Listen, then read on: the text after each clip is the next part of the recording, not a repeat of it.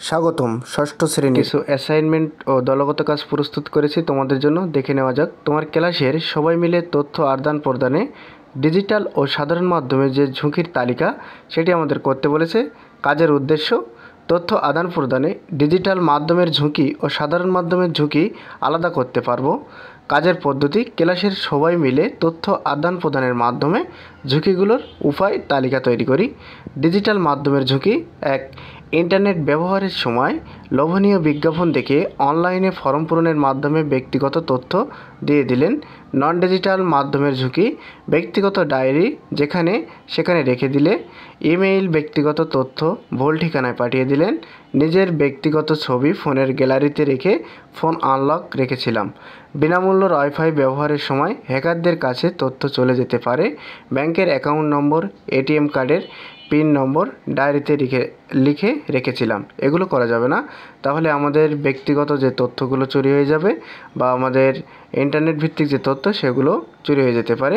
Assignment 2: তোমাদের দৈনন্দিন জীবনের যে কোনো একটি সমস্যা বের করে এটি সমাধানের জন্য কী ধরনের তথ্যের প্রয়োজন এবং তথ্যের উৎসগুলো লেখো। দেখো, অ্যাসাইনমেন্ট 2 এর উত্তর: কাজের উদ্দেশ্য: দৈনন্দিন জীবনে কাজের সমস্যা খুঁজে বের করতে পারবে, সমাধানের উপায়ও বের করতে পারবে। কাজের পদ্ধতি: দৈনন্দিন জীবনে যে কোনো একটি সমস্যা সমাধানের জন্য প্রয়োজনীয় তথ্য ও তথ্যের উৎসগুলো নিচে দেওয়া হলো। সমস্যা: কয়েকজন বন্ধু আমার বাসায় বেড়াতে এসেছে। আমরা সবাই মিলে কিছু একটা খেলতে চাই। মাঠে গিয়ে খেলবো নাকি বাসায় বসে খেলবো? তথ্যের প্রয়োজন, এজন্য আমাদের আবহাওয়ার তথ্য, কী কী খেলার সামগ্রী আছে সেগুলো দেখতে হবে। তথ্যের উৎস: ইন্টারনেট, টেলিভিশন, আবহাওয়া, সংবাদ। সিদ্ধান্ত: বার্তা থেকে জানা গেছে আগামী এক সপ্তাহ আকাশ মেঘযুক্ত থাকবে, কোনো ঝড় বৃষ্টি হওয়ার সম্ভাবনা নেই, তাই মাঠে গিয়ে আমরা খেলবো। দেখো, একটি প্রশ্ন দেখো, ডিজিটাল কন্টেন্ট তৈরি করতে বেশি কিছুর প্রয়োজন হবে না। অনেক সাধারণ কিছু চিন্তা কাজে লাগিয়ে আমরা অসাধারণ কিছু তৈরি করে ফেলতে পারি। আমরা লক্ষ্য রাখবো এই কাজ করার সময় বাড়তি কিছু কিনবো না। প্রয়োজনীয় উপকরণ: খাতা, কলম, পাঠ্য বই। কাজের ধারা: ডিজিটাল কন্টেন্ট সম্পর্কে জানতে হবে। নিজেদের যে ডিভাইস আছে তা দিয়ে ডিজিটাল কন্টেন্ট তৈরি করব। দলের সবার সাথে মিলে ডিজিটাল কন্টেন্ট তৈরি করার পরিকল্পনা। আমাদের পরিকল্পিত কন্টেন্টের বর্ণনা: আমাদের নির্ধারিত লক্ষ্য দল হলো পরিবার বা আত্মীয় প্রতিবেশীদের মধ্যে 4 থেকে 7 বছর বয়সী শিশু। শিশুরা দেখে শোনে এমন দ্রুত শিখতে পারে, তাই আমাদের পরিকল্পিত কন্টেন্ট হলো ভিডিও বা পাওয়ার পয়েন্ট। ভিডিও শিশুদের বর্ণমালা শেখানোর জন্য কার্যকর। এই ধরনের কন্টেন্ট তৈরিতে কোনো ব্যয়ও হবে না। কম্পিউটার বা ল্যাপটপ, পাওয়ার পয়েন্ট সফটওয়্যার ও স্ক্রিন রেকর্ডার সফটওয়্যার ইনস্টল করে নেব। একটি প্রেজেন্টেশন ফাইল তৈরি করে নিব। এরপর প্রেজেন্টেশন ফাইলের একটি স্লাইডে বর্ণের পরিচয় এবং ছবি এবং উচ্চারণ দেওয়া হবে। যখন যে বর্ণটি স্লাইডে আসবে সাথে সাথে সেটির উচ্চারণও হবে এবং ছবি দেখা যাবে।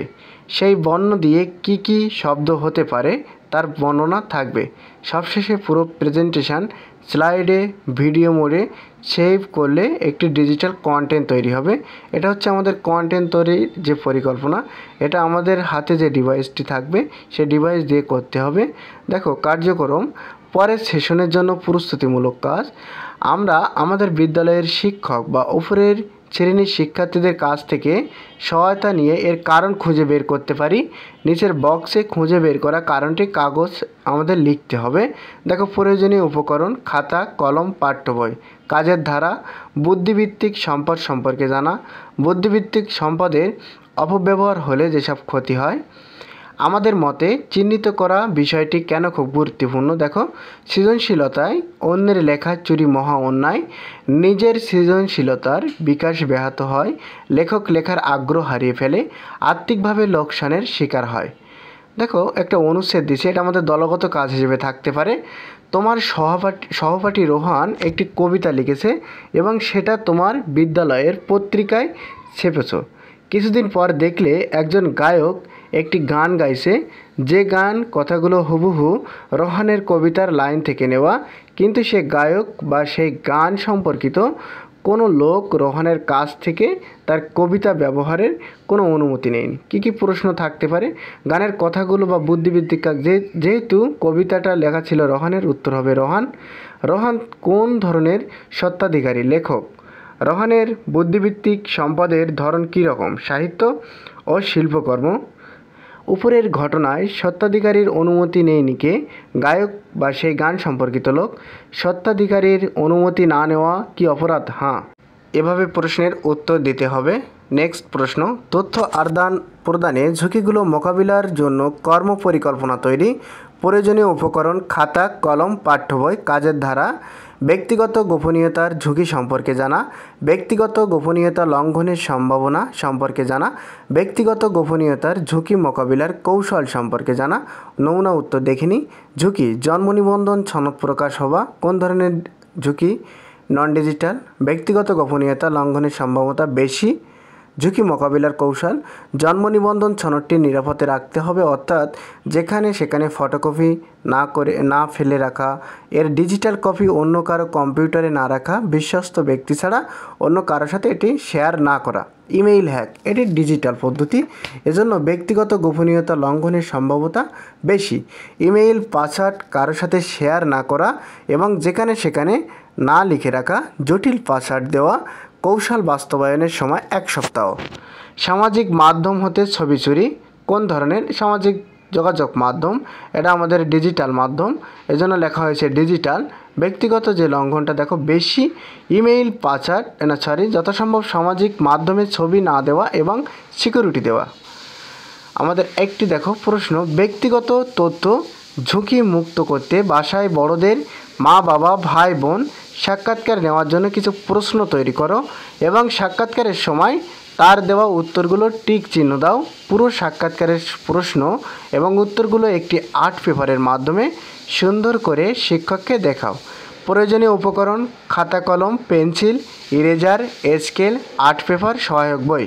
কাজের ধারা, ব্যক্তিগত তথ্যকে ঝুঁকিমুক্ত রাখার উপায়গুলো জেনে নিই। খাতায় তৈরি করা প্রশ্নগুলো খসড়া করে নিই।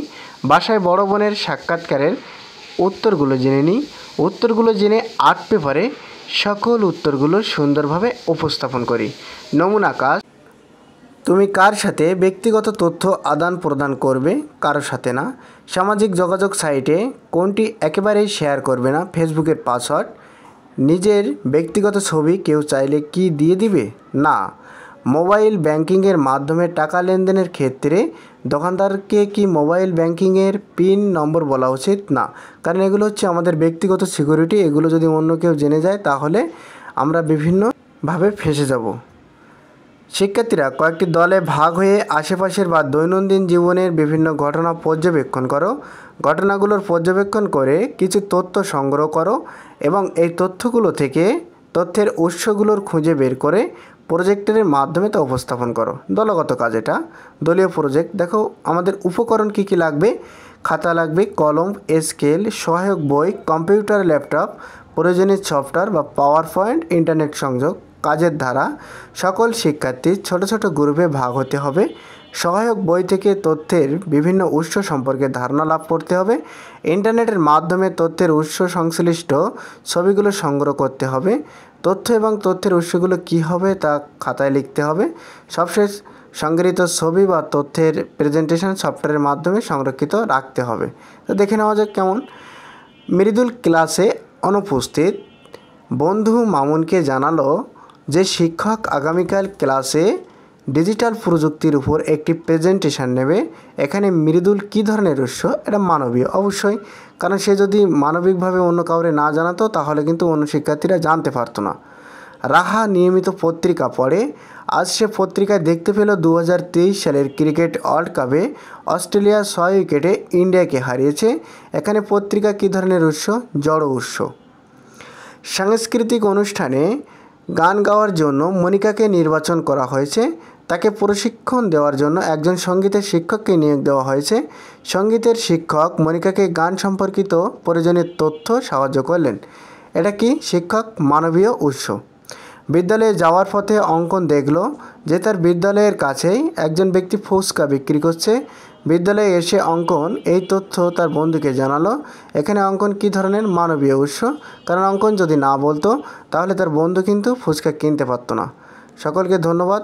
সকলে প্রস্তুতির জন্য এই প্রশ্নগুলো খুব ভালোভাবে পড়বে।